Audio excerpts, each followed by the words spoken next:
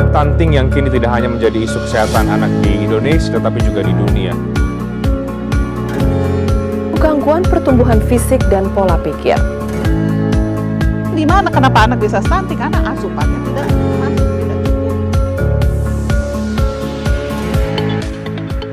Pada tahun 2017 didapatkan data dari WHO sebanyak 150,8 juta balita mengalami stunting.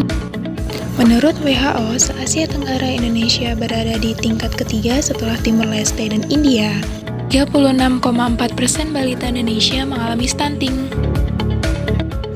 Standar suatu negara mengalami stunting kronis jika prevalensinya di atas 20%, menurut WHO ya.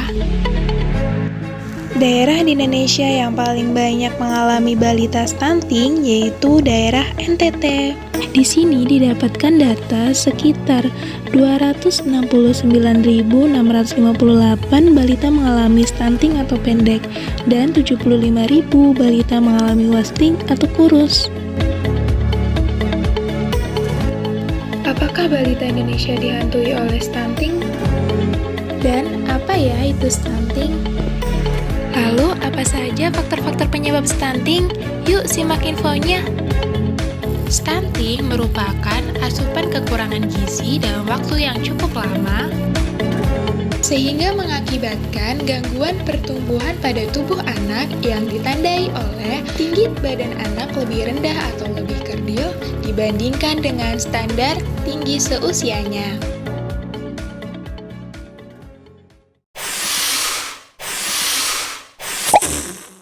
Stunting dapat diakibatkan oleh faktor internal dari balita itu sendiri maupun faktor eksternal yang berasal dari lingkungan, keluarga, atau orang terdekat. Apa saja faktor internal dan eksternal penyebab stunting pada balita? Yuk simak penjelasannya. Faktor internal penyebab stunting pada balita antara lain tidak tercukupinya nutrisi sebelum dan sesudah bayi dilahirkan. Setelah bayi dilahirkan, ibu tidak melakukan inisiasi menyusui dini. Gagalnya pemberian ASI pada usia 0-6 bulan. Melakukan penyapihan dini pada balita sebelum waktunya.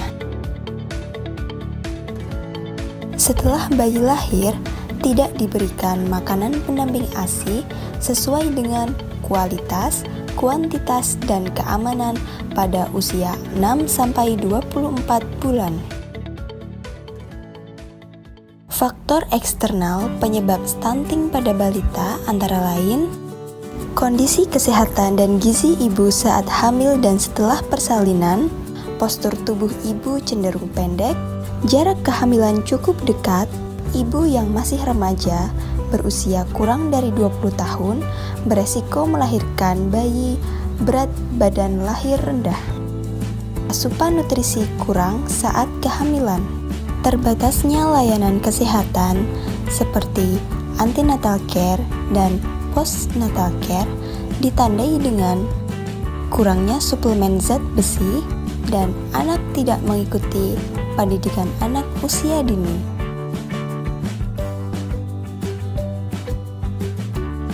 Sosial ekonomi dan lingkungan. Pendapatan keluarga mempengaruhi kondisi ekonomi yang erat hubungannya dalam memenuhi nutrisi dan memeriksakan ke fasilitas layanan kesehatan. Sanitasi tempat tinggal yang buruk seperti kurangnya sumber air bersih dan keamanan pangan meningkatkan resiko infeksi pada balita seperti diare dan kecacingan yang berulang.